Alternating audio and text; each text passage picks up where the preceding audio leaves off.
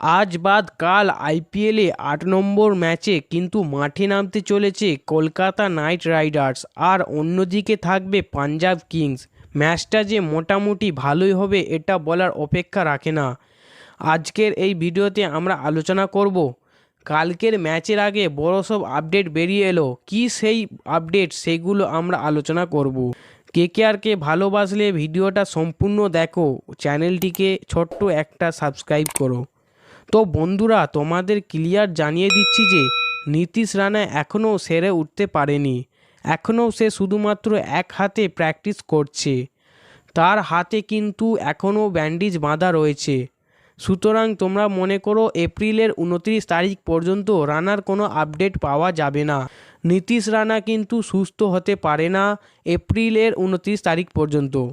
এখন আশা করি 3-4টে match miss করবে, তারপরই ফিট হবে নীতিশ রানা। এইরকমই কিছু একটা আপডেট বেরিয়ে আসছে কেকেআরের তরফ থেকে। এটা ছিল প্রথম আপডেট। সেকেন্ড আপডেটের কথা বলতে গেলে অনেকেই কিন্তু সোশ্যাল মিডিয়াতে একটা ট্রেন্ডিং তুলেছে, বলতে পারো একটা আপডেট ভেসে আসছে। পরবর্তী ম্যাচে মিচেল স্টার্ককে বাদ দিয়ে রাদারফোর্ডকে নিয়ে খেলবে কেকেআর। তো তোমাদের জানিয়ে দিই অন্যান্য ইউটিউবাররা কি বলল না বলল, সত্যি বা মিথ্যে জানি না।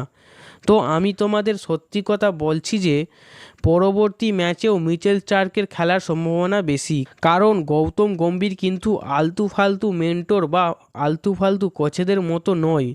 সে প্লেয়ারদের ব্যাট করতে জানে, সে প্লেয়ারদের সাথে লেগে থাকতে জানে। আর যেসব টিম বারবার প্লেয়ার চেঞ্জ করে সেসব টিম কখনোই সফল হয় না। আমি যেটুকু জানি ও বুঝতে পারছি যে পরবর্তী ম্যাচেও কিন্তু মিচেল স্টার্ক থাকবে।